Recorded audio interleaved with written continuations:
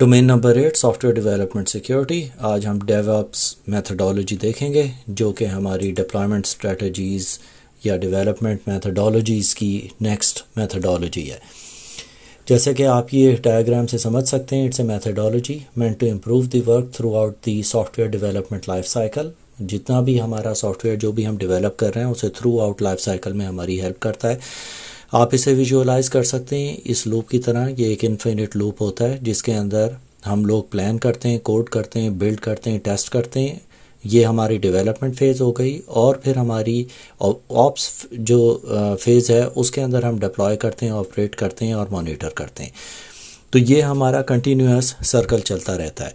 अब ये एक्सटेंड करता है हमारी एजाइल डेवलपमेंट प्रैक्टिस को, जो कि हम पहले ही देख चुके हैं। और इसका मेन टारगेट ये होता है कि ये कम्युनिकेशन और कोलैबोरेशन को इम्प्रूव करना चाहता है और सॉफ्टवेयर डेवलपर्स और आईटी ऑपरेशन टीम्स के बीच में कोऑपरेशन को बढ़ाता है। अब इसके आगे जब हम इसे देखेंगे इसके लाइफ साइकिल को, तो सबसे पहले हमारे पास आता है डेवलपमेंट। अब डेवलपमेंट के अंदर हमारे पास चार इसके फेजेस हैं, जैसे आप देख रहे हैं। प्लान है, फिर हमारे पास कोड है, फिर बिल्ड है और फिर टेस्ट है। और एंड में हमारे पास आता है रिलीज़, जो कि इसका फिफ्थ पार्ट होता है। अब प्लान के अंदर हम क्या करते हैं कि contain the functional and non functional requirements. इसके अंदर ये सारी चीज़ें होती हैं। डिज़ाइन और उसका डिज़ाइन रिव्यू जो है वो सारी चीज़ें इसके अंदर इंक्लूडेड होती हैं कि वो इसके सब पार्ट्स होते हैं। इसके बाद आता है हमारे पास कोड। कोड के अंदर हम राइट करते हैं कोड या अपडेट करते हैं या इंफ्रास्ट्रक्चर की जितनी भी कॉन्फ़िगरेशंस वगैरह हैं वो इसके अंदर डालते हैं।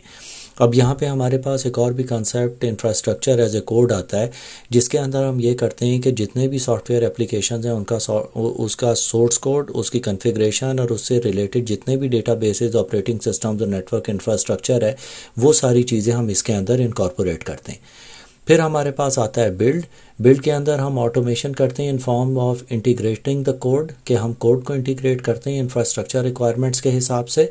और फिर हम उसे अगले स्टेप में टेस्ट करते हैं इन सिक्योरिटी टेस्टिंग, जिसके अंदर हम regression testing, performance testing end user acceptance testing वगैरह सब इसके अंदर टेस्ट हो जाती है। फिर हमारे पास फाइनल जो डेव के अंदर आता है वो आता है रिलीज़, जब हम ऑप्स सेक्शन में जा रहे होते हैं। तो रिलीज़ के अंदर ये है कि software release package to be deployed ready किया जाता है ताकि वो हमारे ऑप्स के अंदर जा सके। अब ऑप्स के अंदर हम सबसे पहले करते हैं डिप्लॉय, जैसे कि आप यहाँ पे देख सकते हैं। अब डिप्लॉय में software and infrastructure are moved into production.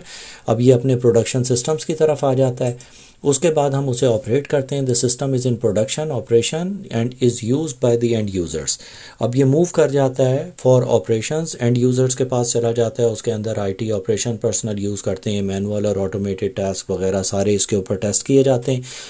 And में हमारे पास इसके अंदर आता है मॉनिटर के एप्लीकेशन की परफॉर्मेंस, उसकी रिसोर्सेज अवेलेबिलिटी, स्मूथ ऑपरेशन, सारी चीज़ें चेक की जाती हैं कि ये एप्लीकेशन 100% वैसे परफॉर्म कर रही है जैसे कि इसकी रिक्वायरमेंट्स थी।